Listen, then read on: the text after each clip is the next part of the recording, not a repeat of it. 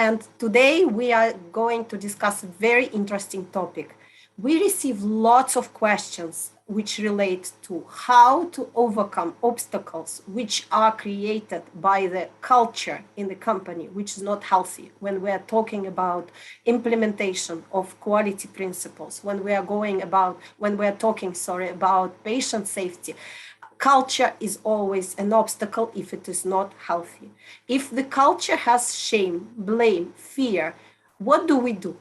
What are the secrets? How to make it healthy? What is the treatment for such culture? Let's discuss today.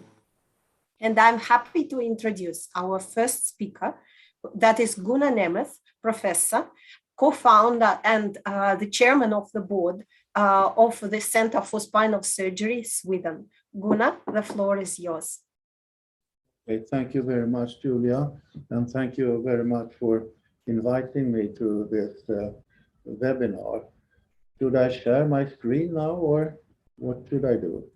Yes, please, you can share your screen. Okay.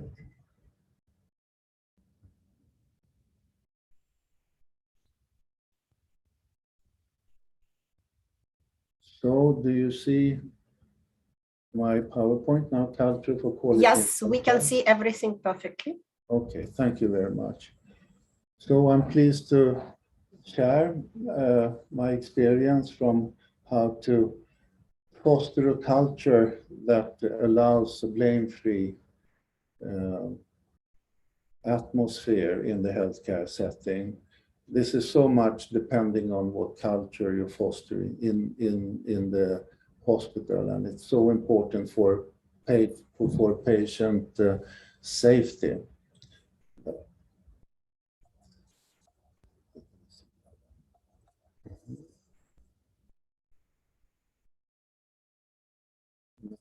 So we know that all our staff in the hospitals, they're in the hospital in order to do a good job. They want to do a good job. They like patients, they care for their patients, and they want to be proud of what they're doing.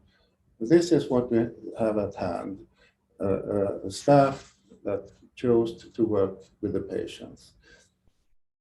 What is important is that the staff is really engaged and that you have the right competence in place with the staff. Then you'll have an engaged staff that with a passion for quality for the patients. And what you need to do in order to keep a high quality and to foster an environment with high quality, first of all, you need involvement from top management. People do what the top management asks for. So if you in your reporting modules include quality measures that the staff should report, or a middle management line manager, then you will get a focus on the culture and on the quality. And it's also important to introduce a no shame and blame culture. It is so common that it's a repressive attitude towards reported deviations. And you need to overcome this. This is not easily done, I don't say so, but you have to create a culture that allows people so that they dare to step forward and report when a miss happens or there are some deviations from the normal. And you should encourage that and say, very good, we've noticed this, we'll discuss and explore the root cause of why this happened, and then we will learn from this. And then you will end up in a learning organization where people feel safe despite they report things that goes wrong. Well, I took a example here from the flight industry. This is a Swedish airplane from Saab. And I think we all agree that quality and safety is so important in the flight industry because we don't want to experience a crash. We all die. This is what may happen also in healthcare. But healthcare, is that more easy to arrange than a flight? Well, I don't think so. Let's look at that. This is a standard flight departing from Arlanda in Stockholm. And if we now compare to healthcare, the patients are all passengers on the plane. They come at daytime. They all arrive at the same time and they enter the plane through one entrance. All of them are identified with their passports and so on. So they're known to the flight staff. And most, if not all of them, are also healthy. Otherwise, they wouldn't travel. And they have a common planned destination. We should all go to the same place. And still, despite these clear circumstances, there's a lot of reporting and quality assurance around the flight here. And we all think this is very good. Well, what is the situation if this was a hospital? Well, all our passengers, or in this case, patients, they arrive in the night, in the morning, some arrive in the afternoon, and they come through different entrances. Some come with an ambulance to the emergency room, some walk in through the main entrance. We don't know who they are. We need to identify them in a safe way. And they all have different health status with different disabilities, different wounds, shotgun wounds, etc., etc. And they're not going to the same place. Some of them should be operated on, some of them should go to a ward, etc. And in addition to that, some of them vomit, even on me as a doctor, and some of them get cardiac arrests besides their basic disease. So without quality measures, without policies, without a safe environment, how would the outcome be from this if it was a flight? So we all understand from this that healthcare is at least as complicated as the flight industry. And we do need to have safe measures in place. I would like to really put healthcare at the same level of complexity as the flight industry. And there is a great demand to have safe measures in place.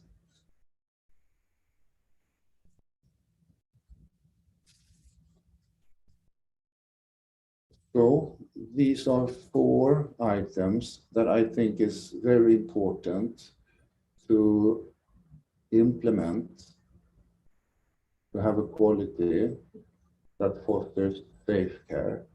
First of all, as I said, involvement from the top management. And that means that top management should arrange the organization in a special way. First, on top of the quality organization, we should assign a quality controller. Don't call it quality coordinator or something like that.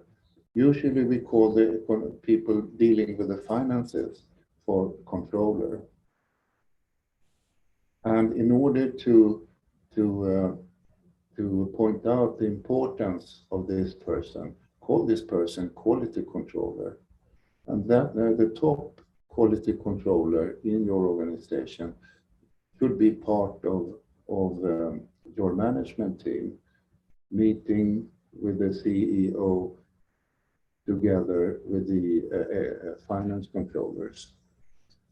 And further, in a hospital, you have different divisions or departments, etc.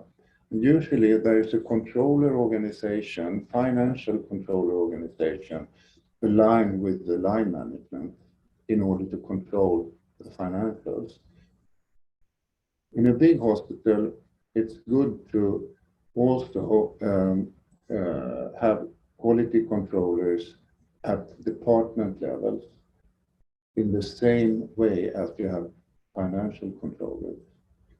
It gives the quality organization a certain status within the organization.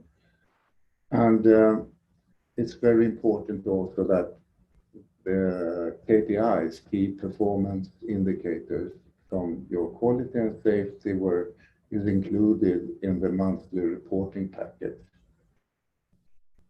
The second point is about the no shame and blame culture. It's so important that you recruit key opinion leaders among your doctors and nurses to act as role models, to tell about their mistakes done earlier and what they learned from their mistakes. We all do mistakes. And with those people as role models, you can start to change your culture into a no shame and blame attitude. The non-repressive attitude to reported deviations from the normal or mistakes might be harder to deal with because in some countries, some regions, there are regulations counteracting a true reporting because people are punished from a law point of view. Try to identify what the obstacles are and discuss how you can, although there are limitations, still have a repressive attitude so that people really report the mistakes. And on the top level, you can try to change the policy on a national level if possible. I have full understanding that this might be difficult in some countries. And then the last point, the learning organization, that should be on all levels in the line organization. And those meetings are often called quality and mobility meetings, where you share difficult cases, what went wrong or what could we have done better, to learn from it. And usually it's good to have that on the different levels in the organization. You have that on the wards, you have that on the outpatient units, and also on the top level in the hospital. And those issues is usually issues of a more systemic character, like problems with your IT system, or that the cleaning is not up to standard in the hospital, etc. That is better to deal with on top management level.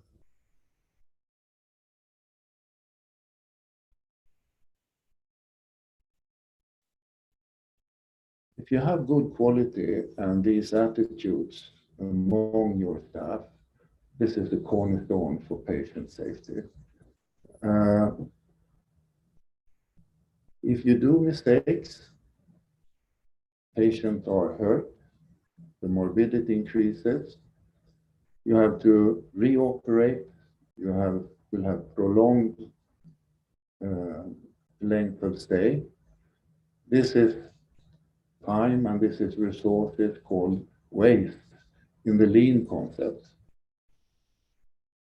And if you can eliminate the waste and have procedures that adds value to the patient's journey along their care episode, we'll have more satisfied patients and also staff that is proud of what they're doing.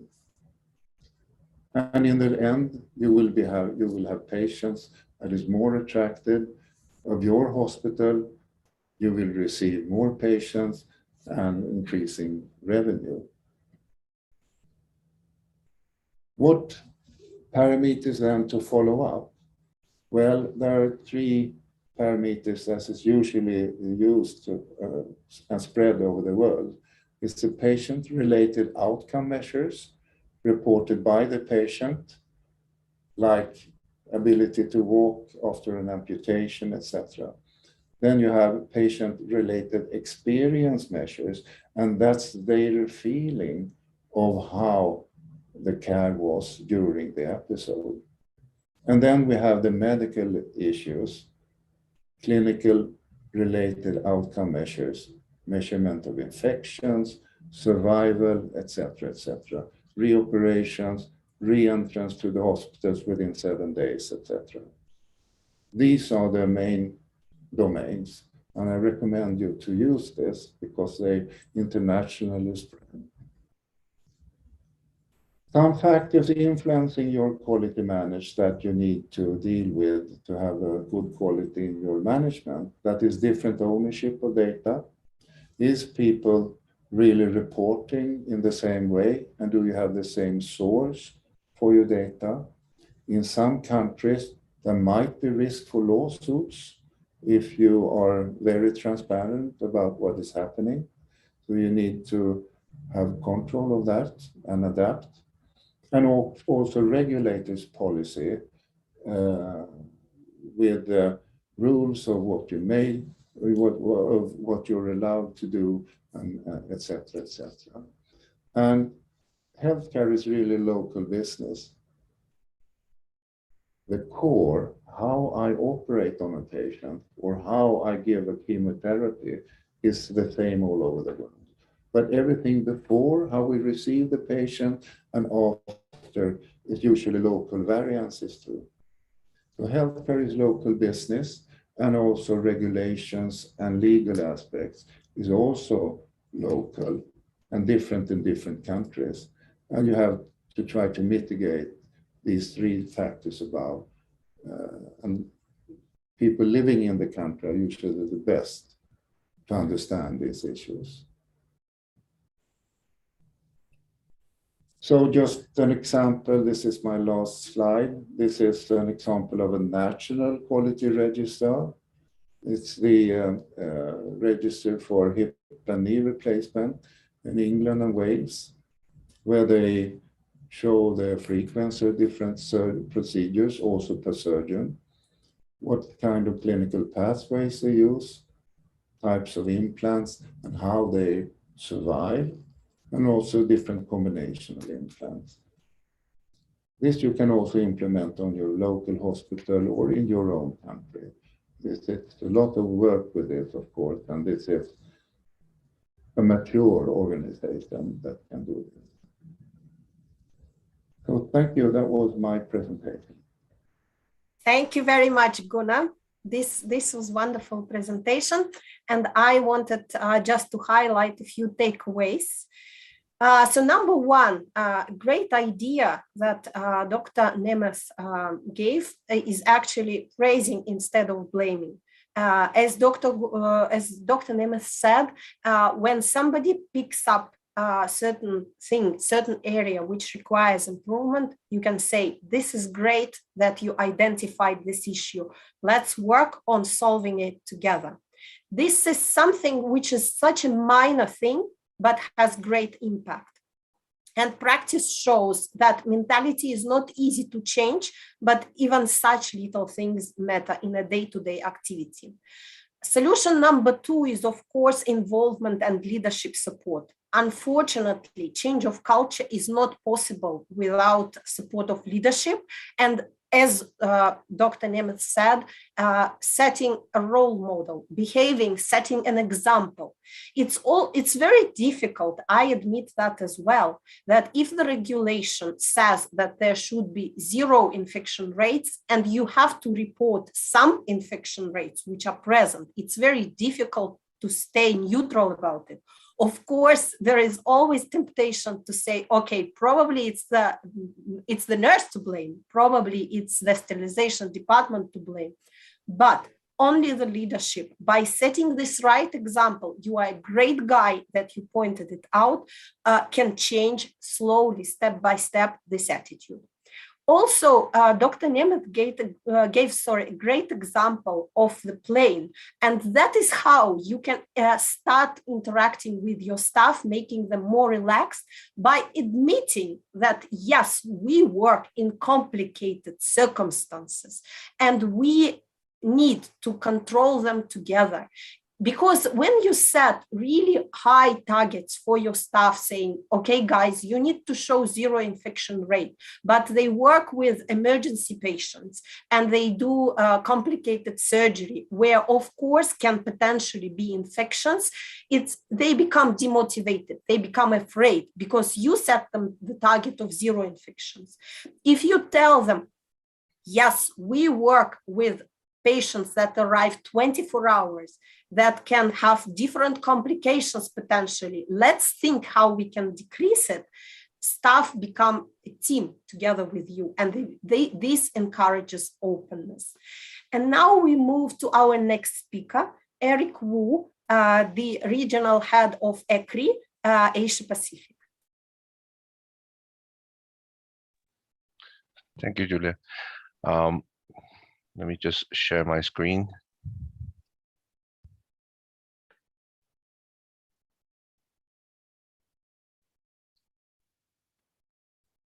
Okay, right. Thank you everyone for inviting me to present and share what we do a little bit more about, how ECRI deals with this particular topic. Professor Nemeth has actually, set the scene as to what we really are talking about and what we really want to deal with. Here, what I want to do is to really just introduce a little bit more about where we want to focus on, particularly when we deal with issues with patient safety, and how we can sort of improve this communication, this model of learning into patient safety in each and every hospital itself. And let's focus our mind and our activities and our action into learning from the issues that we have towards patient safety itself. Now, before we go forward, I just want to quickly introduce who we are. And we've been an organization more than 5 decades, primarily in the United States. We have an office in UK and Malaysia, and also in Dubai as well. So we have been working with patient safety results, I would like to put it. We've been working with developing those outcomes and those findings where people would then actually look at those cases and learn from them. And then before any incident happened, and this leads to a lot of good risk management. And before any incidents happen, we would learn from them and minimize those risks and those potential risks that could have those incidents happen to us. So for the last decades, ECRI has been a designated patient safety organization by the federal government in the US, which also allows us to actually look at all the details of RCA reports, information related to incident reports, and we work together with those hospitals to ensure that investigations are completed in a comprehensive manner, and then we sort of have those reports prepared as well. On top of that, ECRI is actually also an independent organization. We're non-for-profit. We also have a lab. So our lab is both in US and also in Asia Pacific, and we test all sorts of medical equipment, and we independently publish our finding related to those devices that we find, right?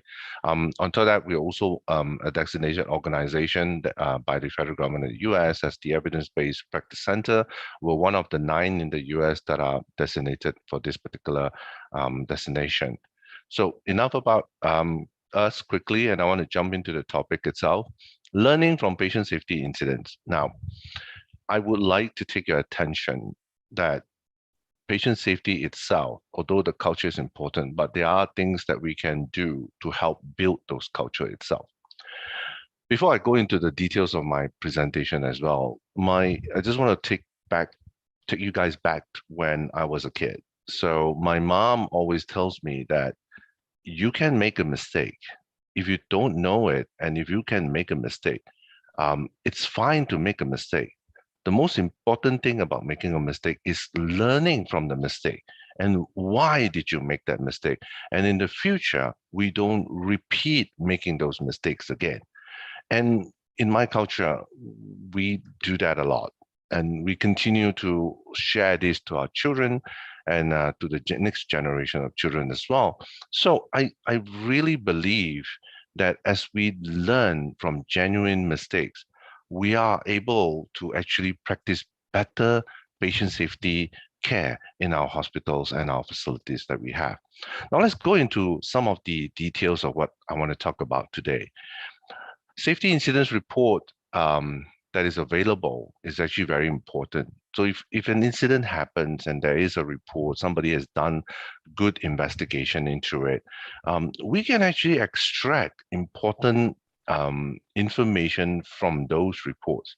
Now, we're talking about information, and we're not talking about really the what do you call, the name of the particular patient, the name of the hospitals, the name of the clinical people that is more. No, nothing about that. We just want to extract the incidents, and I'll demonstrate some of the examples with that.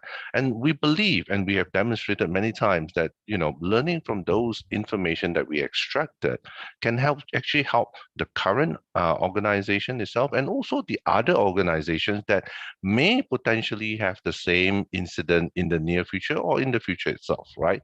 So that's the important message I like to drive across. And learning can derive from understanding.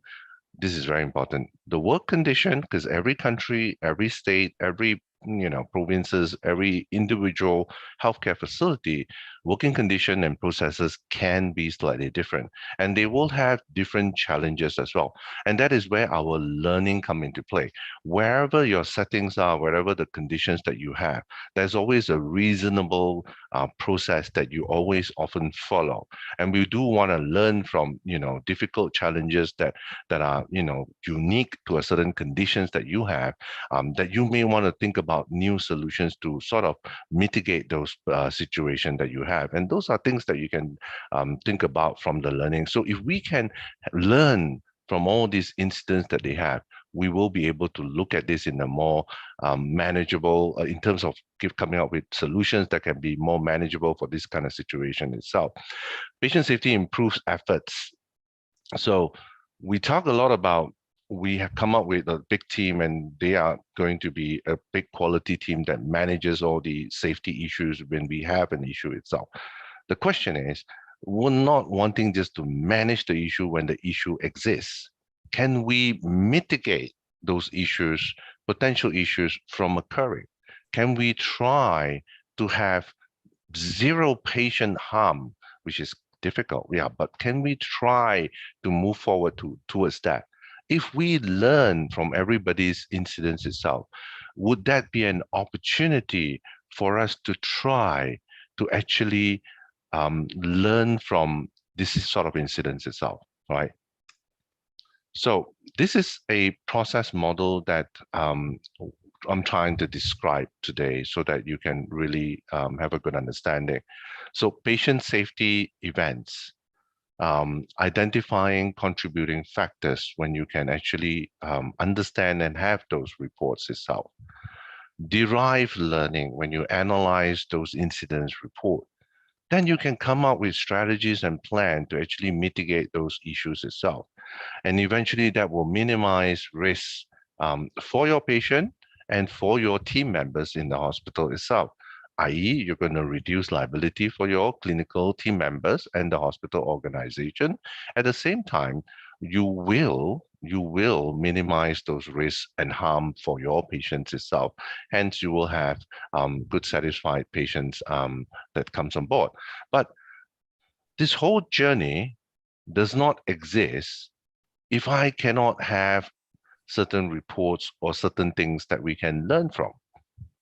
We need to be able to learn from incidents that are happening, issues that can prop up because of a unique condition or process that you have, or because of the unique situation that you have, or because of the unique technology that you have adopted as well. So let me just run you through a couple of learning examples. These are some real examples that we have analyzed with our clients around Asia Pacific as well. And I'd just like to share some of these incidents with you. There was this event that is reported. Three of the doctors actually from three different departments ordered the same drug, but they all ordered wrongly. So when they did an investigation, they found that the CPOE system that they used for ordering the drug, the selection was actually quite misleading, I would say. So if you look at the screen and the drawing down here, you can quite see they really wanted to order a different drug, which is Dipyridine, and then all of them selected Dipakine instead of the correct one that they actually want to prescribe. What went wrong? The computer system clearly shows that there is an option right here instead of choosing that. So there are human factors that is involved in issues and situations that is happening with all this information and with all this display itself. Sometimes your environment are very busy, and you are in a hurry to ensure that you do the prescription itself. Then you click onto it, and then suddenly you selected the wrong one. And ironically, in this particular incident reported, three doctors from three different departments made the same kind of mistakes. Now, what's the lessons that we learn from this sort of incidents when they report and we have done enough investigation into it? Look-alike, sound-alike drug should be clearly differentiated. So when you click open this particular platform or this dashboard, they all look alike and sound alike. And usually they like to type the first two alphabets and they look for the drop downs and they click the selection itself. That's a human factor. It's just human that we try to speed up our own way of doing work by looking at what is quicker to do. But this is a human factor that we have to take consideration too.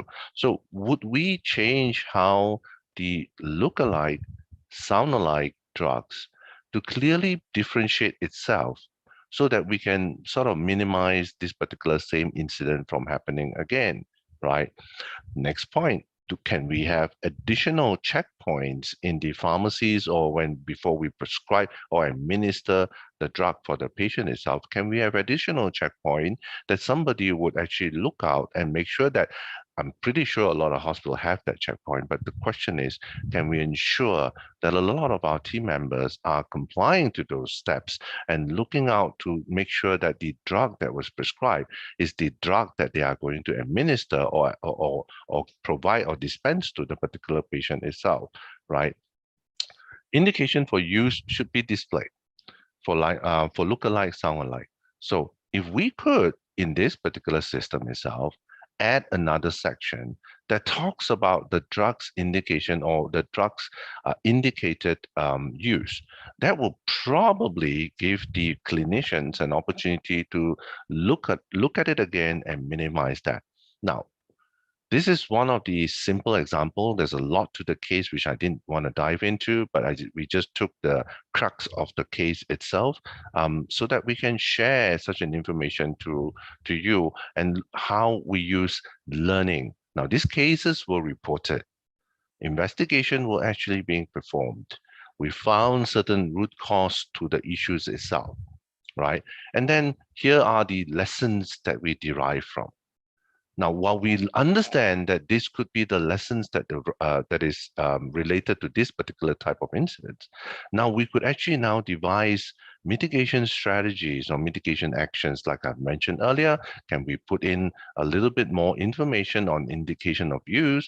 Can we make sure that there is additional checkpoint in your processes before we administer or dispense those medication?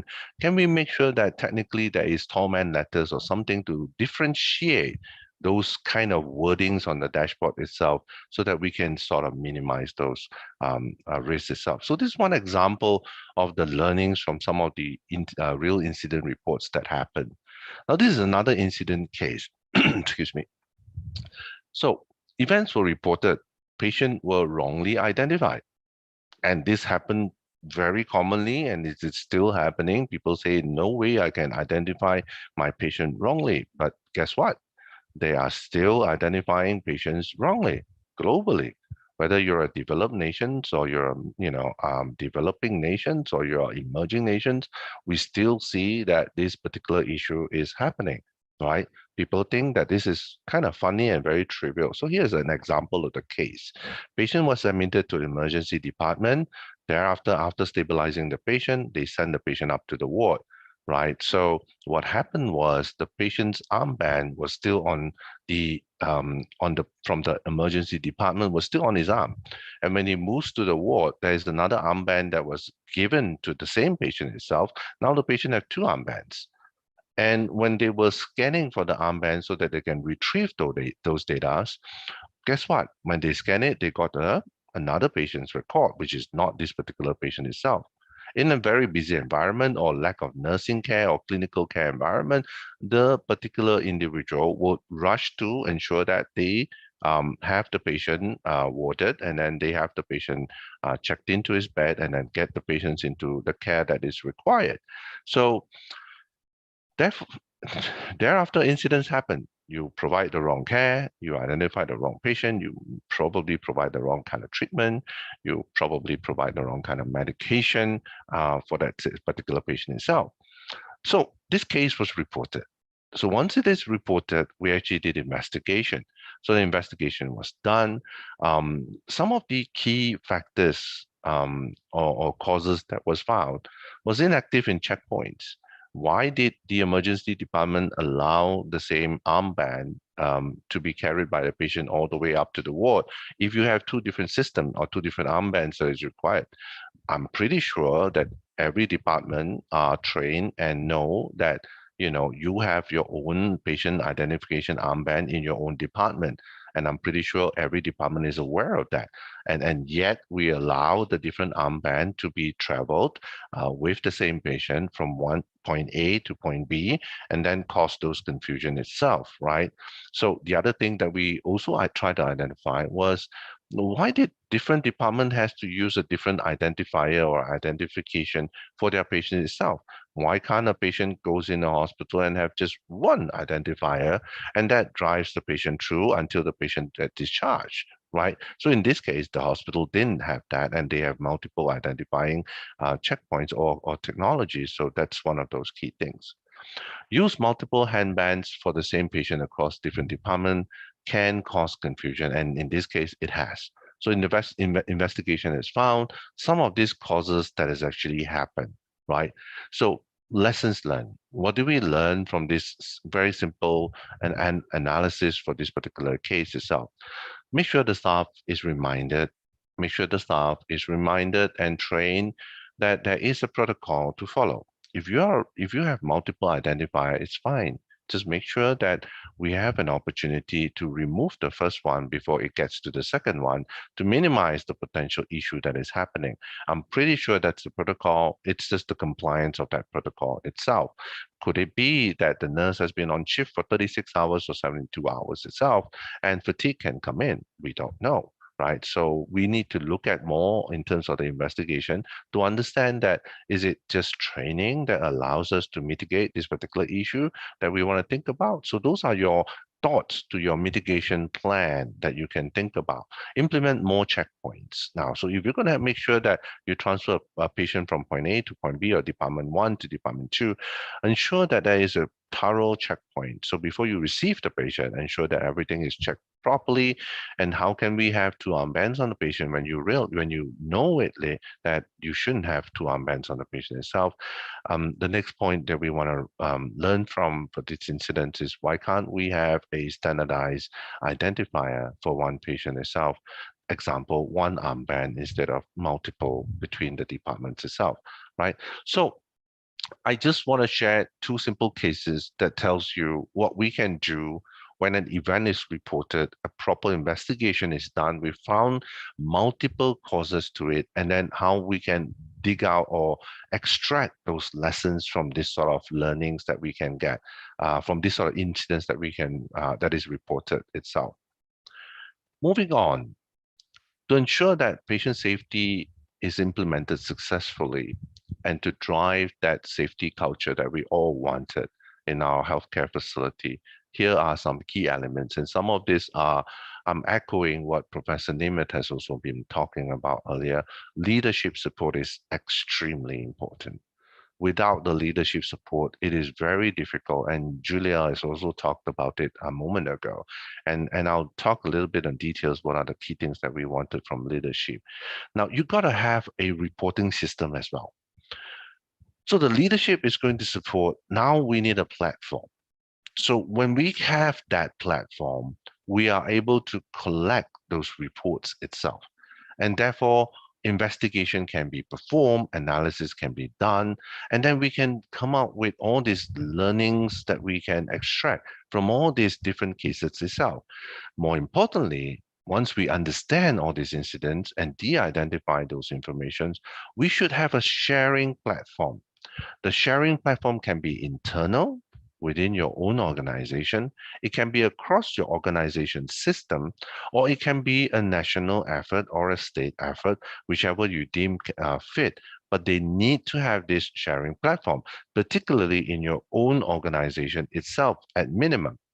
Because when team members gets to see that lessons can be shared with everybody else that are not involved in that particular incident, this can help motivate them that we are trying to be safer. So this sharing platform needs to exist. So these are some of the key elements that we wanted to suggest as well. So dive a little bit deeper into leadership. What do we really want from leadership, right? We want to make sure that they adopt and promote continuous learning. Leadership must believe that we can learn from our own mistakes, and everyone plays the same role in learning from our own mistakes. Learning should shadow and should supersede and should be broader or a bigger a light than blaming somebody and finding out who is at fault. So what we want to do is that we want to make sure that we talk about learning more than the importance of who is at fault. So this is what we're trying to do. And we will require that leadership drives a certain policy to purely focus in actually promoting all these learning platforms and these reporting and analysis activities that can be performed. So that, again, we can do corrective action. We can look at making sure that sentinel and adverse events are properly reported. We make sure that there is policies to ensure confidentiality is kept and we don't disclose those confidential information itself. Accountability assessment and policies must be there for accountability assessment. Yes, there is a need for accountability. When we make a report and when an incident happens relates to certain accountability of an individual or a team of people, that needs to be assessed as well. I'm not saying that we should put a blame. How do we assess that? I'm going to show you a little model that you can use to do accountability assessment. But the leadership needs to make sure that we want to learn, we want to correct our wrong actions, we want to make sure that all our events reports are reported properly, enough investigations are done, we found the root cause of it, make sure we keep all the confidential information confidential, make sure we have an accountable assessment model being rolled out, and make sure we communicate with everyone within the organization itself, and make sure that there is support. Leadership, other than driving the policies, we got to make sure that there is enough support. We cannot have just one person as a staff to do all this work and expect this miracle of analysis, or this miracle of reporting, or this miracle of learning is done. No, you cannot. You need a multidisciplinary involvement, which means the clinical team, your nursing team, laboratory team, IT support, your engineers, your frontline nursing team, and all that. Everybody has a role to play, and everyone is there to ensure that patient safety is the number one primary objective that we all want to achieve in the healthcare facility itself. And this has to be driven by the leadership itself. One of another examples I like to share, and people always say that how do we deal with these things? Many countries have different ways of dealing. I'm just using one of the examples of how Pennsylvania State started in 2002. ACRI was one of the sort of the idea founder, if I may, lack of a better word, we actually designed the patient safety organization model for the United States. So in 2002, Pennsylvania state has an Act 13, and that Act 13 clearly says that not beholding any other, I'm going to quote, right? Sorry, provision of law. No person providing information or services to the Patient Safety Committee, governing board of the medical facility, authority, or department shall be held by reason of having provided such information or services to have violated any criminal law or to be civilly liable under any law. So this is a very important section of the Act 13 that protects the whistleblower. So this is one where we believe that has actually provided an avenue for a lot of people to start sharing reports and incidents that are happening with the aim to learn from these incidents so that we don't repeat the same mistakes in the future itself. And this is just an example of what America has done in the state of Pennsylvania. And now the entire America has the same approach to this Patient Safety Act as well. Second thing that you must happen after the leadership having all these policies, all these structures and directions that they have driven, you got to make sure that you have a reporting system. Now, reporting system is just not a mere IT software system itself. It's not a manual system where you have a report and you file it on the file, you put it on a shelf, things like that. Yes, that is the kind of actual platform we need. However, the key in the event reporting system is to make sure that we have analysis and findings and recommendations performed. So make sure you have to have this particular event reporting system in place, whether it's manual or it is on an IT platform. But having it itself, recording all this information doesn't help if you don't do analysis, you don't work on the findings, and you don't come up with recommendations to mitigate this sort of incidents from happening again. So the key is to ensure that we have the system, but we also need to have a bunch of people and a group of people that can perform analysis into it continuously on an ongoing basis, come up with findings and come up with recommendations that we can use. The reporting system must be accessible to everyone. If it is an individual organization or a hospital, just make sure that that reporting system gets to be accessible by all staff. And this is truly the reflection of you as a leader as well, trying to tell your team members and everywhere else, I'm very serious about learning from the errors and incidents that is happening. Right? Some of the key components that we want to talk about in event reporting system. So just very quickly, it has to protect your privacy of staff. This is very, very important. So even when you have that particular system itself, if the country doesn't have an act and or the state doesn't have an act, you as a leader could actually come up with a policy to protect the privacy of your staff and encourage that there is a certain report being done. And that is very important. If we like to learn from it, and without these incidents being reported, we learn nothing. So these are the key components that I want to highlight from an event reporting system perspective.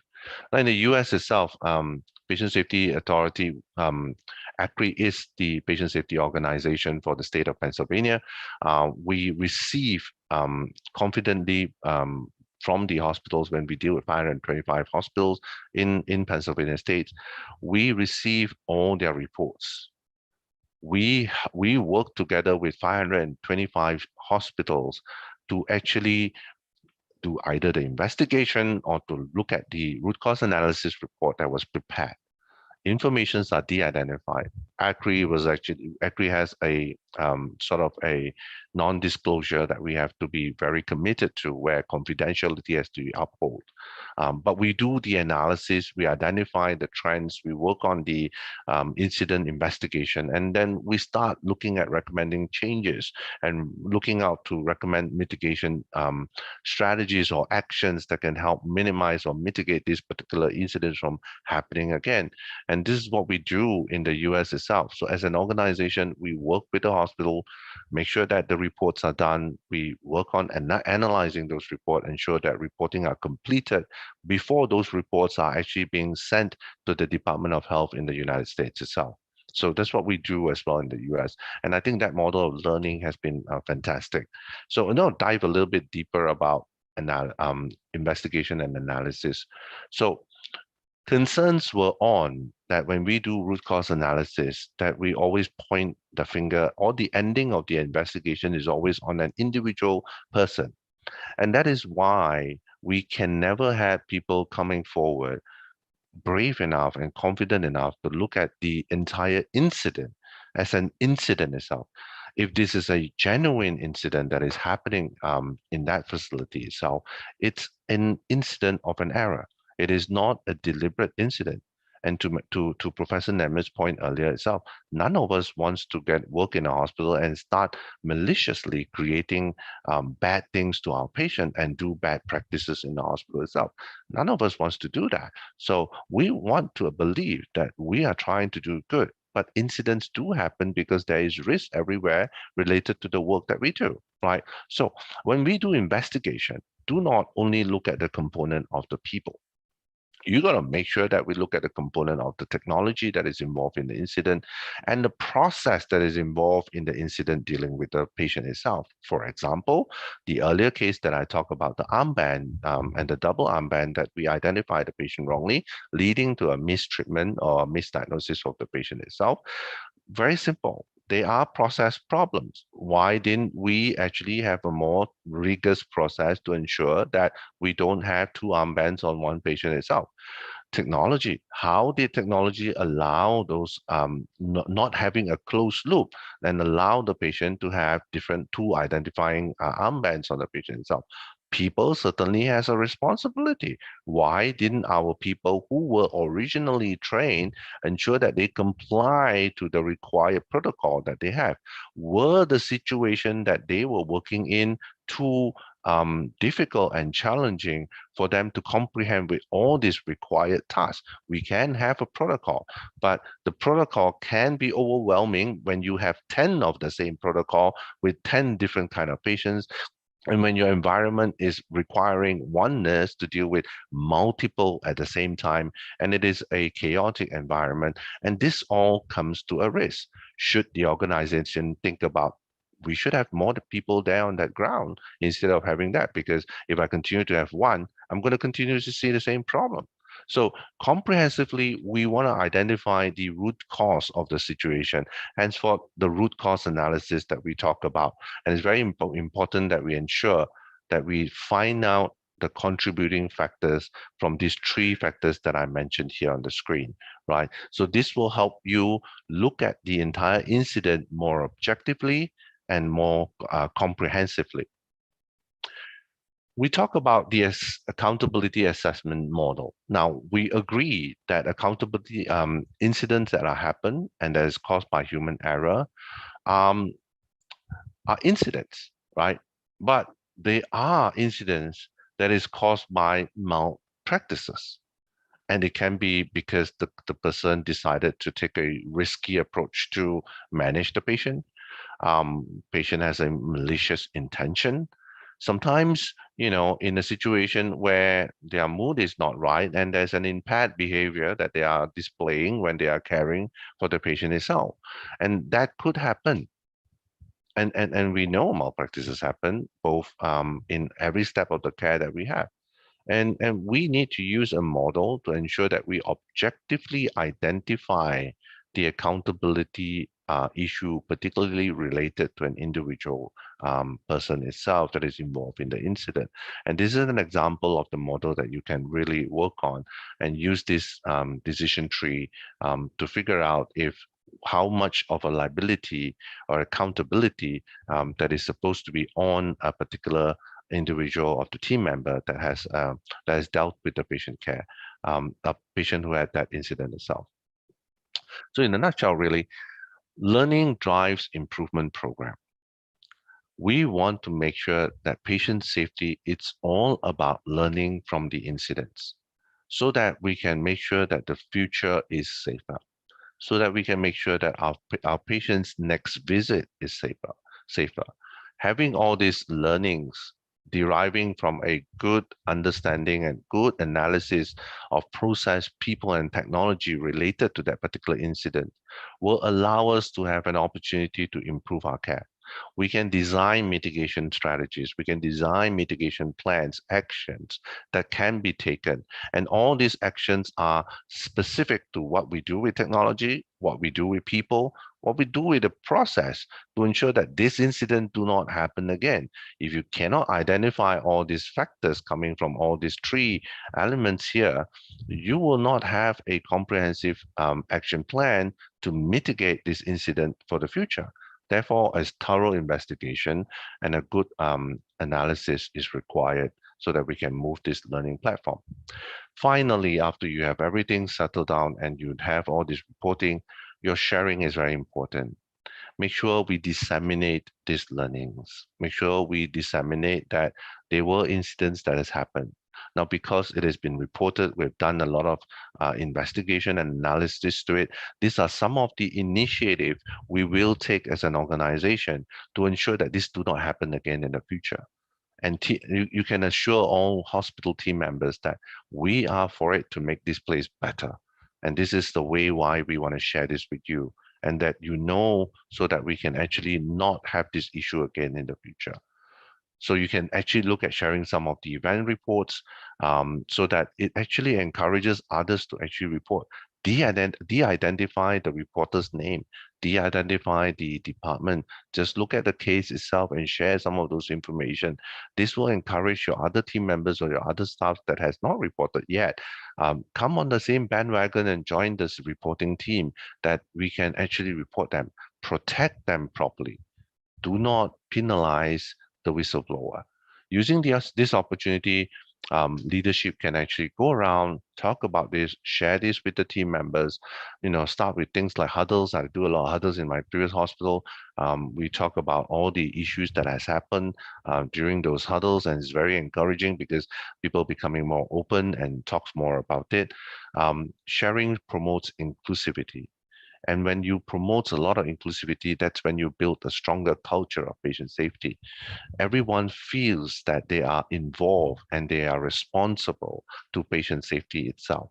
So this sharing platform is your little tool to build that spirit of this safety culture among your team member itself. So ensure that we have this sharing platform. Bottom line, learning from safety events or incidents will improve patient safety and will save life. This we have experienced already, many.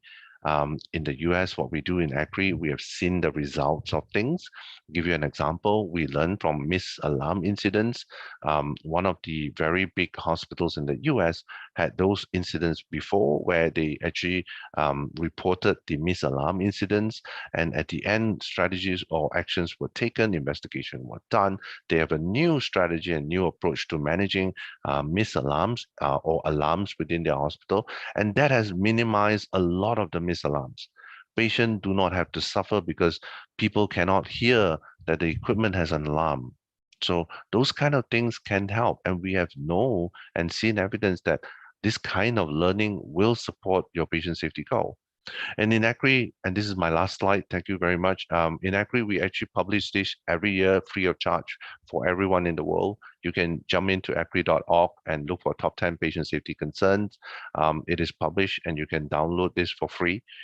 You can look at it and read some of those yearly concerns that we have related to patient safety. With that, I end my presentation. Thank you very much. Thank you very much, Eric. Great examples, all very real life, great analysis of the cases. I'm sure that our audience will be inspired by these. And just a few takeaways to sum it up. So you can see that actually incident reporting system that we are talking a lot about it. Previously, we talk when we do our assessments about the importance of this, is not only the target of healthy culture. Yeah, we need to have healthy culture in order to have effective incident reporting system. It's also an instrument to have healthy culture. Because when your staff see that incidents are safely reported and analyzed, and there is no pointing your finger at the individuals, but you learn from mistakes, they become more relaxed to report. They become more relaxed to speak up, to identify areas that they are concerned about, because only your specialists in the departments know best of all where things can go wrong in their department. So in order to create this atmosphere of openness, try to talk to them, listen to them, and set again an example by the leader's role model that if you come with a certain area for improvement, you will be praised for it, because this is an opportunity to learn and opportunity to improve. And before we move to the next speaker, I also wanted to remind you that there is an opportunity to ask your questions through the use of question and answer button or through the chat. And we already have questions arriving, and we will address them all after our third speaker's presentation. And now we move to Dr. Koka, the CEO of Lagoon Hospitals, Nigeria. Dr. Koka, you're welcome. Thank you very much. I'll share my screen now. The beauty of being the last person to speak on a similar topic is more often than not, a lot of what I would say would have been covered. What the 4 points I really want to highlight in my talk today will be, one, to outline the transition from a no blame culture to what one could refer to as a just or fair blame culture. The second, and the two previous speakers had alluded to that, is the importance of leadership in creating a just culture. The third, also having been explained, is the importance of incident reporting, and more importantly, information and knowledge sharing, which is the bedrock really of creating a safety culture. And as much as possible, that information is best anonymized. And finally, how to implement the just culture. I will give a background of the National Health Service in the UK, where I spent my formative years as a doctor. And previously, the concept was that if one made an error within the National Health Service, and if the staff was punished severely, then that would prevent others from making such an error. The second premise was that really, if only the staff tried hard enough, then errors will be avoided. They just need to try a little bit more. And people got into serious trouble from being considered that their best was not good enough. A classic example was a young doctor that was convicted for manslaughter for placing the nasogastric tube in the wrong place. And unfortunately, there were no systems or processes in place to ensure that this was the right place before the introduction. Towards the end of the 90s decades, Tony Blair's Labour government came into power, and that coincided with the paper written in the United States about, to err is human, where errors in healthcare were highlighted, and the importance of putting structures in place to ensure that such errors are prevented, because errors cost more than any other disease condition in any of the health systems. So there was a clinical governance white paper in the National Health Service in the UK in 1998, when 7 pillars of clinical governance were highlighted. And I would allude to 2 of them, which were the risk management and the other was audit. And to be able, because they were starting afresh, and to be able to implement a safety culture at the time, the mantra was that there had to be no blame. So you needed to encourage people from reporting the emphasis then was that if you do it, just report it, there will be no blame. And as the system matured, they transited from a no blame culture to a fair blame culture. As you all know, culture takes a long time to develop, and a culture often is the multiplication of several habits repeated by several people within an organization. To change that is a gradual process, and it could take up to years. But the key element in changing culture is the leader. And a lot of this had already been explained. For this to succeed, the leader must set a vision. There has to be clear, well-articulated vision by the leader that my priority is patient safety. Clear rules must be established, and the leader must walk the talk. The leader must be a model of such behavior, and there must be systems put in place to support a safety culture. Relevant training, the information system, a reward structure, and policies that make expectations clear, as Mr. Wu had explained earlier. Because to achieve and sustain a safety culture is an active process. It's like getting an accreditation, a patient safety accreditation. Achieving it is, although it may appear difficult, is actually the easy bit.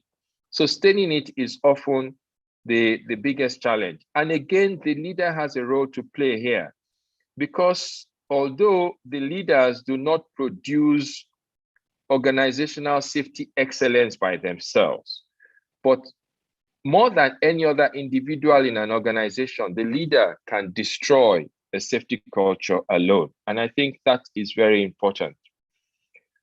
Part of the challenge we have in the healthcare system is the variability. And really, the enemy of safety is variability. And the variability could be amongst patients. It could be amongst the staff in the way they deliver the service, or even amongst the relatives by the way they perceive concerns. And when healthcare is compared to the airline industry, I often explain to colleagues that healthcare is even more complicated than aviation industry. Because with aviation industry, there are machines. Often machines are predictable. But the human anatomy, the human physiology, and the human biochemistry can be unpredictable at the best of times. So how do these errors occur? There are human parts to an error, and there are systemic parts. The human part relates to the human frailty. We are all fallible human beings. We can forget things. It's not a crime to forget things. But the way to remind people or to help people not to forget is to create a checklist. And that's why the excellent initiative of the WHO to create a surgical safety checklist is a good example of that. Carelessness can occur, and I'm not saying this in a derogatory way. It's just the fact that one can get distracted. It may be as a result of fatigue. It may be as a result of multitasking. All of those things can occur, and one needs to find a way of mitigating. Communication is extremely important, and the two previous speakers had alluded to that. And of course, a bane of miscommunication often relates to handoffs. And handoffs could either be, during shift change, when people are changing shifts, or transition points. A patient is being transferred from one hospital to another or from one department to another. If there are no structures in place to ensure that the information is passed accurately and in a timely manner from one group to the other, then there's a risk of an error occurring. You had seen by Mr. Wu earlier what problems can occur with poor design with technology. So it's important to ensure that we identify risks in poorly designed technology or management techniques. And also, we need to ensure that whatever information is extracted needs to be shared by everyone. And you can see that on both the human side and the systemic side, one thing that is key and is common to both is the aspect of communication. So to prevent errors, really, communication is key, and I will explain that earlier. I wouldn't dwell too much on incident reporting because the earlier speaker had extensively analyzed that. The only thing I also must emphasize, though, is that incident reporting must be a proactive process, and also extremely important are the near misses. So we shouldn't only report incidents that have occurred. We must also report near misses, because a near miss today may be a fatal error tomorrow. So it's very important to report near misses also. And error reporting is a responsibility of everybody in the organization. I think there are certain beliefs that should happen to create a positive safety culture.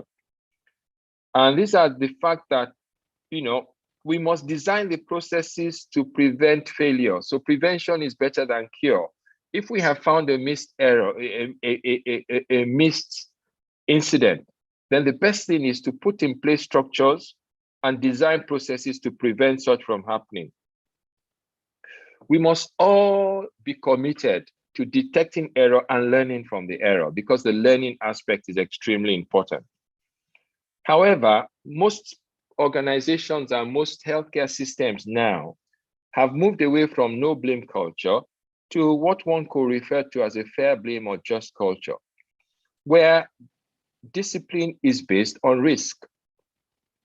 And it's important that we need to appreciate the best way to achieve a cohesive and a good learning experience environment is when people within a multidisciplinary team work together amicably, cohesively. Both the doctors, the nurses, the physiotherapists, everybody should work with the sole aim of ensuring patient safety in a patient-centered culture. James Reason, a physiologist, a psychologist, I beg your pardon, had done more work than most people on the aspect of safety culture. And he had outlined 4 components to that. All of this had been discussed, so I will just skirt over them. The reporting culture you've heard about. The flexible culture really relates to the leadership, allowing the shop floor workers the leverage to ensure that safety structures are in place and they are supported to do this.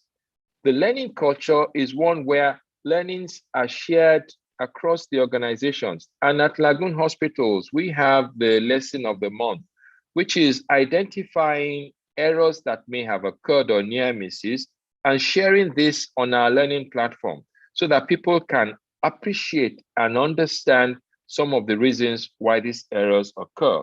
And finally, of course, the just culture. Now, there are certain changes that we can make as leaders to ensure that we create a patient safety environment. We need to ensure that we simplify the processes.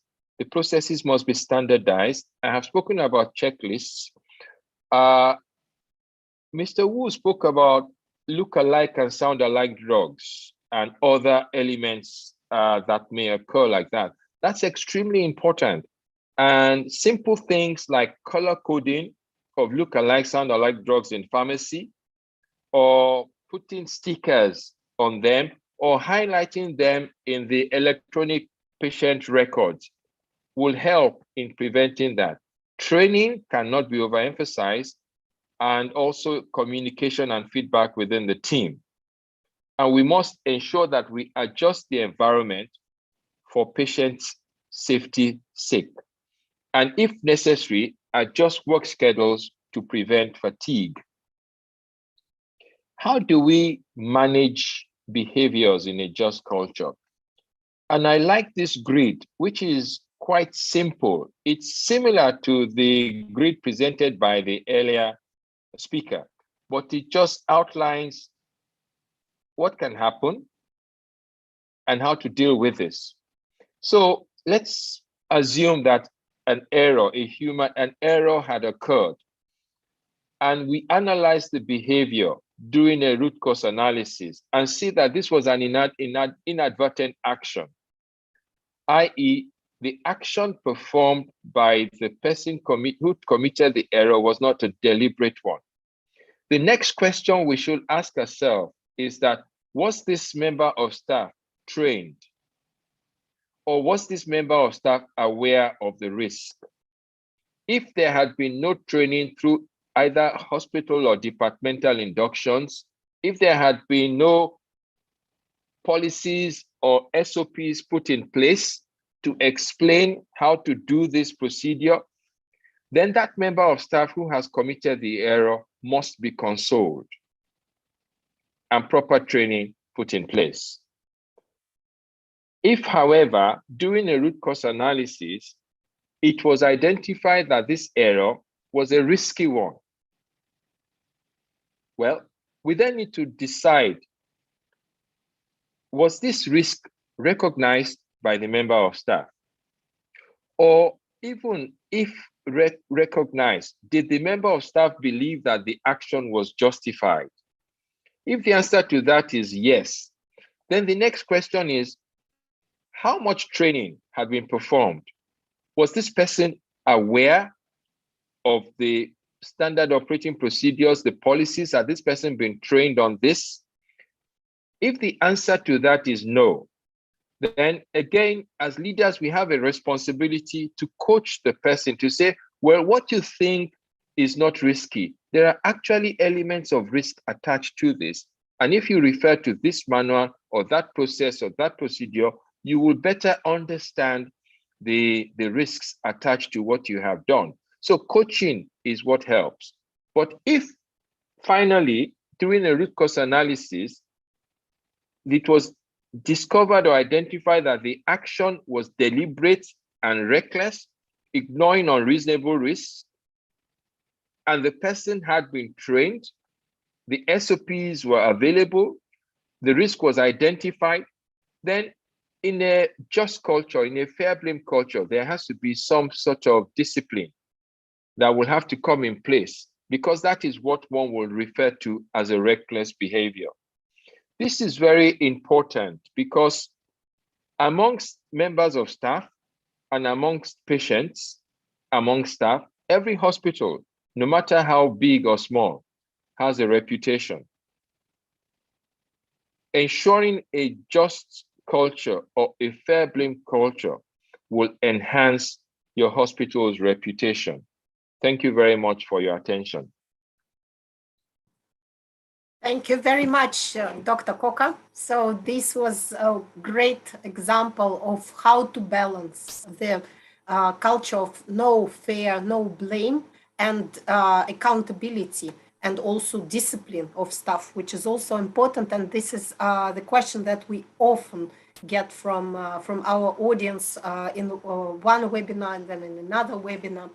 So just a few takeaways. So when an incident takes place, when staff make a mistake, root cause analysis is critically important. And it's important that this root cause analysis identifies the real cause, not pointing at the person who made the mistake, because this is not the final destination. Because every mistake actually has a component which is individual, as Dr. Coca said, and also there is a component which is a system level component. And often, as practice shows, there are more system level components in every mistake because there was no protocol, there was no procedure, some procedure that was designed was not sufficient, was not adequate, etc. So what are the solutions? What are the tips? I'm not talking, I don't want to repeat once again about the leadership support. Here, I wanted to make stress on team approach. Why team approach is so important in healthcare quality and patient safety? First of all, because it's shared responsibility. It not only helps to do good root cause analysis, to do good brainstorming on finding solutions, how to improve processes. It also releases tension because shared responsibility means less fear. Less fear means more openness again. And isn't it what we are all striving for? Definitely. So now we move to our favorite part, actually my favorite part, that's questions and answers. And we received multiple questions today. That's great that you are being so active. And the first question actually is to all the speakers. And once we just discussed incident reporting system so many times, let's talk about it a little bit more. Incident reporting system, should it be anonymous or not anonymous? Which is safer, which is more efficient, and maybe some other tips on effective incident reporting system, how to set it properly. You can give. Thanks a lot. Who would like to be the first? Yeah, thank you. I mean, I can start off and I'll use the experience in our hospital. Our incident reporting is anonymized just to encourage people to report. But we explain to them that should they wish to get a feedback, because if it's anonymous, then there is no way one can give feedback to the reporter. So we will then say, should you wish to give feedback or any further information you would like for us to feedback to you, then please kindly put your name and contact information so that we can get back to you and let you, we can then close the loop. So we do encourage people to report as often as possible. And because of that, we say it's anonymous. We also have a whistleblowing policy, which encourages people to express their concerns. And this is then handled by a third party, because I think the concern of staff often is the fear of a comeback or retribution. And again, it will depend on the organization and the culture within the organization. The more matured the organization gets in terms of patient safety, a just culture, the less the concerns about the consequences of reporting.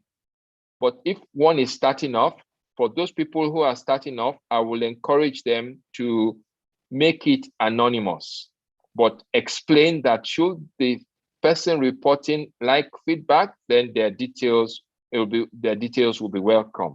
Thank you. I might add maybe also that access to the reporting system should be very, very easy. Either it is if it's digital on the computer or if it's on paper. It should be immediate to the close to the working person, and so that they can do that in the moment that things happen or shortly after. That's very important. Should be easy accessible. Thank you. Thank you very much, Gunnar. Yes, Eric.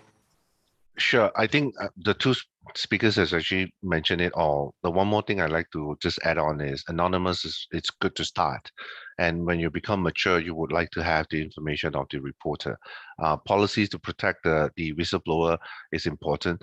More importantly is when you do anonymous, the way you want them to report, certain details must be available, because if it is just a blank piece of paper and you just write a certain incident, not enough details about where the location is, what are incidents that happened, when it has happened, the investigation team cannot perform a good chronology when they do the actual investigation itself. So there must be a sort of like a standardized format where certain key information must be there for the anonymous person to actually report that, so that the investigation or the root cause analysis can be better performed. Thank you very much, Eric.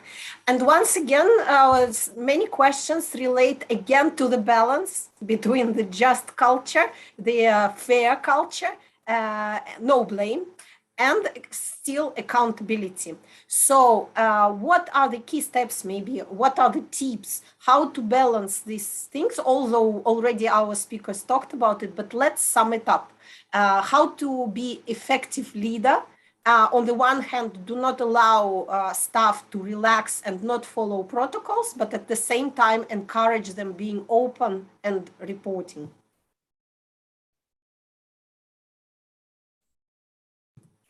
Eric, do you want to start? Sure. Again, this is where I started my presentation. The leadership should understand, first of all, that this is not about trying to make a blame.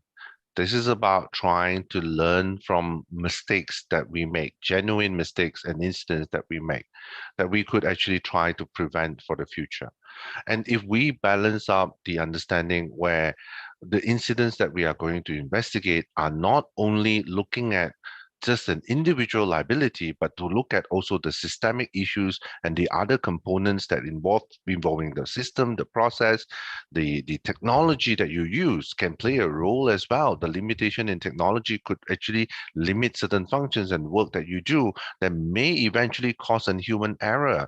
Bad design technology can lead to human error as well. So it is not deliberately that the individual caused those errors, but this is where I think we should share the whole issue about the incident is just not about an individual. It is a very systemic, driven by process availability issues, technological, and also the human factor as well in this case. So that explanation, that beliefs by the leadership to be shared with their team is extremely important. Thank you very much, Eric. Gunnar, you are unmuted. Did you want to say something on this topic? No, I'm fine. Okay. So then we move to the next question. And before I mention the next question, I wanted to say again, we are running a little bit late. So thanks a lot for staying with us longer, because we believe that this discussion is interesting for you. So thanks a lot for staying with us. Next question, root cause analysis. We already talked about it a lot today, about the importance of root cause analysis. So what advice can you give to our audience, how to do it effectively, how to make sure that you identified the real cause and didn't stop somewhere in the middle? Are there any indicators that you've reached the target? How many times do you need to ask yourself why? Is it 5 why method? That's the official name, one of the official names. Is it enough to say 5 times why? So please, Gunnar, maybe you want to be the first one? Well, no, I think the most important thing is that, as I think it was Dr. Cooker that mentioned this, there's a multidisciplinary team performing the root cause analysis. So they have the nurses and the doctors and other staff involved, and really penetrating all aspects of what happened. I think that's a message from me. Thank you very much. Dr. Coker, what would be your advice on effective root cause? Thank you very much. I think Gunnar had spoken about it. First of all, it has to be multidisciplinary. It has to be all the key stakeholders and also subject matter experts, because at times, there may be a technical problem, there may be a process error, and the people who really understand it may not be in the room. So subject matter experts' involvement is key. At Lagoon, we use the fishbone method, which then looks at 4 processes, 4 components really. Looks at the process, looks at technology, looks at environment, and then it looks at people. And we then ask the whys until we can ask no more whys. But often, if the why only points to a person, then we know we've not been asking the right questions. Because more often than not, most of the time, it's the process or the policy or a systemic issue that has led to the error. So any root cause analysis that points to a person, I tend not to accept it. I will then say, have we really asked the right questions? Because it's easy to point to somebody, particularly if the right questions have not been asked, or if the subject matter experts are not part of the multidisciplinary team. So my advice will be, I find the fishbone method quite simple to use. We ask as many whys. We don't just stop at 5, because if you limit yourself to 5 and there are 7 or 8 whys to ask, then perhaps, you haven't gone deep enough. So those will be my advice in terms of root cause analysis. And it should be quite open. It should not be confrontational. The other point I wanted to talk about regarding the fair, the just culture, really is that of the trust in leadership. I think that is also key, because if the reporting, if the atmosphere, if the environment is one of mistrust, then naturally the staff may not want to even come up to make any disclosures or to report. But there has to be an environment which is based on trust, and that trust has to be earned by both the leaders and the staff. Thank you very much. Thank you very much, Dr. Koka. And now a very specific question. One of the areas that staff are super afraid to report are infections. And I think this will be a question to Gunnar, because Gunnar is a surgeon, and I'm sure he experienced lots of these issues. How to make staff, how to stop staff being afraid of infections, make them report, and then learn from it. Because basically, as everything in quality is super interrelated, you cannot improve infection control without properly admitting that, yes, infection happened in the operating theater. So what advice can you give, Gunnar, please? First of all, depending on what country you're acting in, show your staff that infections occurs everywhere. Show them figures from other countries, from other national registrars, etc., so they can overcome their fear of reporting infections. And as a surgeon, you have to point out to the staff that it's so important to identify upcoming infections during hospital stay in order to do something about it immediately. Put in antibiotic or other antibiotic prophylaxis, or debride surgically, or reoperate. That's so important.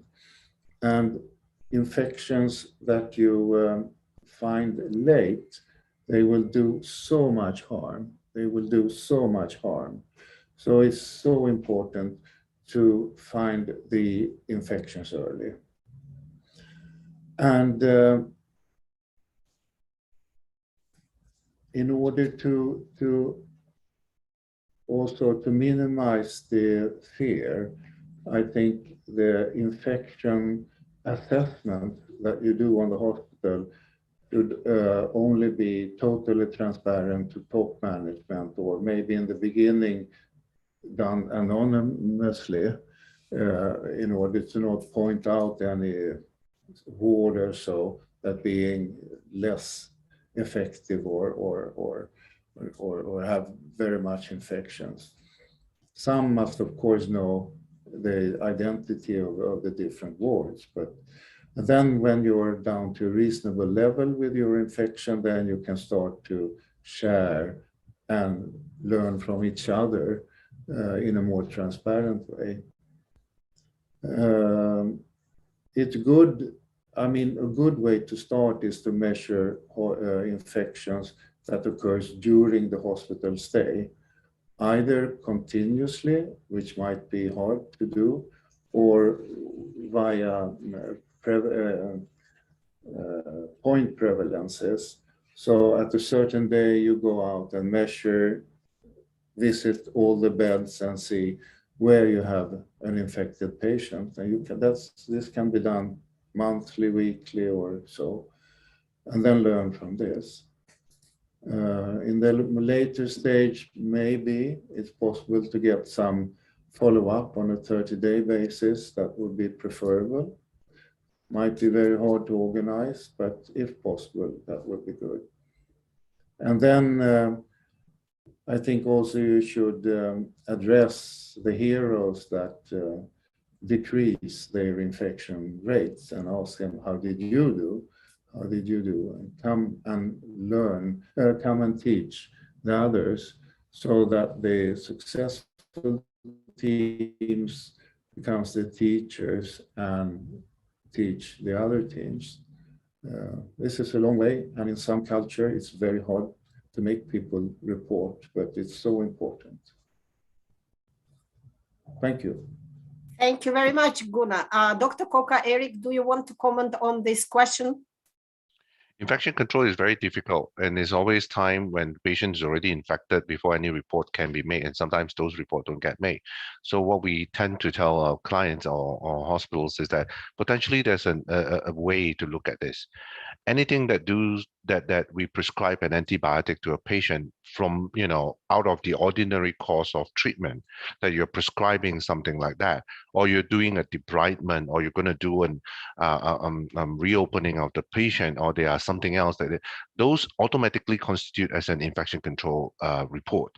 And that should actually warrant an investigation or an RCA that goes into it. So you don't really need physical report to start those things. That could probably become your point of thoughts to actually initiate or convert this parallelly to a report that you're going to get. So anything out of the ordinary that you're trying to care for a patient that you believe has an infection automatically falls as an infection control report that you have to investigate. So that I think everybody knows. The important thing is that we need to make sure that leadership has that policy that says that if this case happens, it warrants an investigation, it warrants a report. That's what it will be. I think that's a very good point you made. Very good. Thank you.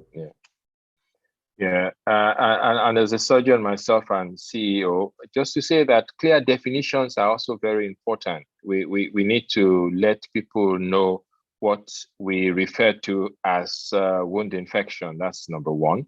It is best done by a third party, i.e., it's not the surgeon that is done the operation that should be given the task of determining whether there's a wound infection or not. So clear definitions, third party. Also, the context is important. Was this an emergency procedure? Was this a clean elective procedure?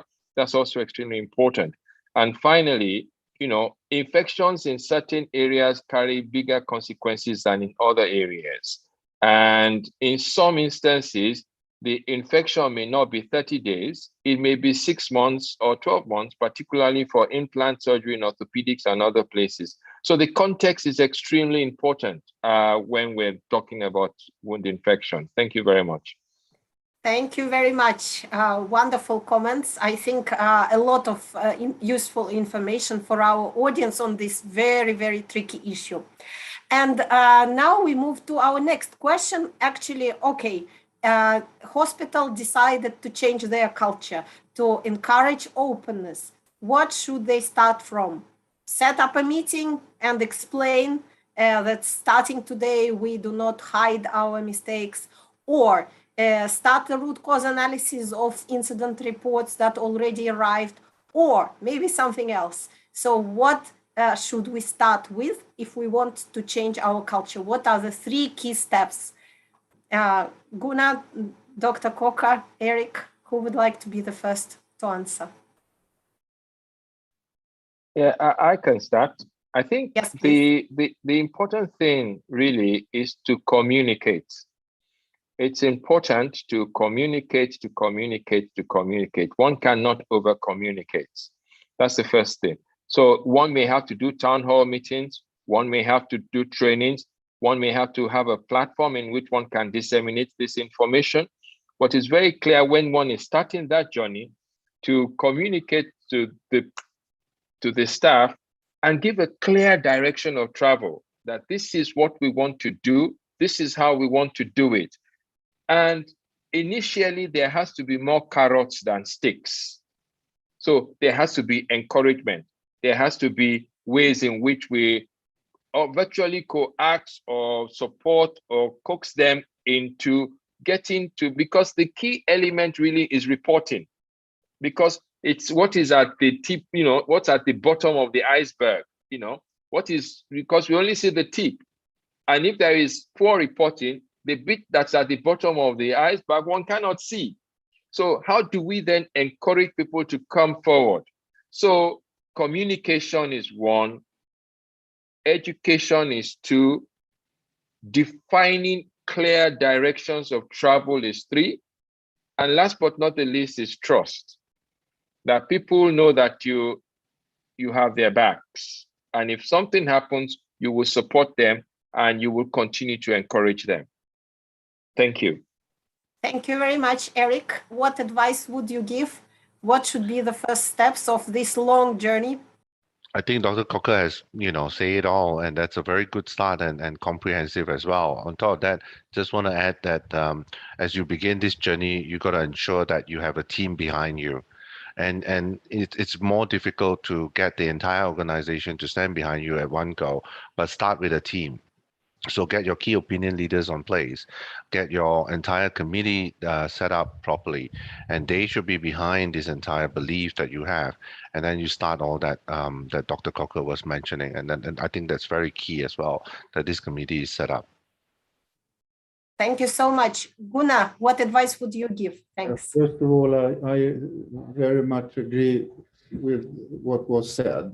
Well put. And maybe I can add that I think that the person delivering the message should be the CEO, together maybe with a medical director or some key opinion leader that is really clinically anchored. And I think the message should be delivered not to a big group of like the whole hospital, but several meetings with like 50 persons or 20 persons. So there is a contact, because trust, as someone said, is so important. But very well put from you guys. Thank you. Thank you very much, Gunnar. And on my behalf, I just wanted to say that growing healthy culture, so this healthy culture is actually a very fragile plant. So, as it was said in the presentations today, it can be easily killed by wrong actions. So once you start growing this healthy culture as leaders, as heads of the departments, as medical directors, you need to keep your promise. If you promise not to be pointing fingers at the individuals, not punishing individuals, especially maybe at first being over positive about certain mistakes, as we discussed earlier, you need to keep that promise. Because once staff start trusting you, and then you show or demonstrate a case again of blaming someone or punishing someone, it takes you back. And sometimes it takes you not even back to the position where you were, but slightly further behind, and becomes more challenging again to gain staff's trust. So we are going to conclude as we are running out of time. Just wanted to mention once again that shifting from shame and blame culture is a very challenging thing, but it is possible, as our speakers demonstrated with the examples they provided. It is possible. Sometimes the incident reporting system is not only the target, but also means of getting there, of getting to healthy culture by demonstrating the right approach, by demonstrating different attitude to mistakes, not as a bad thing which happened, but as an opportunity to learn. So talking to your staff, showing leadership support, working as a team will be the tips and the takeaways from today's webinar. So thank you once again to all our wonderful speakers. Thanks for our audience today for being active, asking questions, and staying longer with us. And wishing you a happy New Year and Christmas, which is coming soon. Thanks a lot once again. I'm saying goodbye. Natasha, you wanted to say something? The floor is yours. Yes, as always, I'd like to thank all of our participants, and I'd like to remind that it is very important for us to learn about your opinion of today's webinar. So please reach us either through the survey on exit, just 3 questions, or through an email. We will be sending you the slides. There will be an email arriving by tomorrow, end of business day. If the email does not arrive, now this may mean that you did not put down the email upon registration. You did not write it correctly, because sometimes if we see like misspelling of gmail.com, we can easily figure it out. But if there was some other mistake that cannot be easily found out, then you may need to write to us, and we will send the slides in response. So we are intending to send them to everyone. If you do not receive us, please let us know. And please complete the survey and exit, or send us your feedback with an email. Thank you very much, and we enjoyed being with you today. This was a pleasure, and we loved the questions, and we did our best to respond to them. Thank you.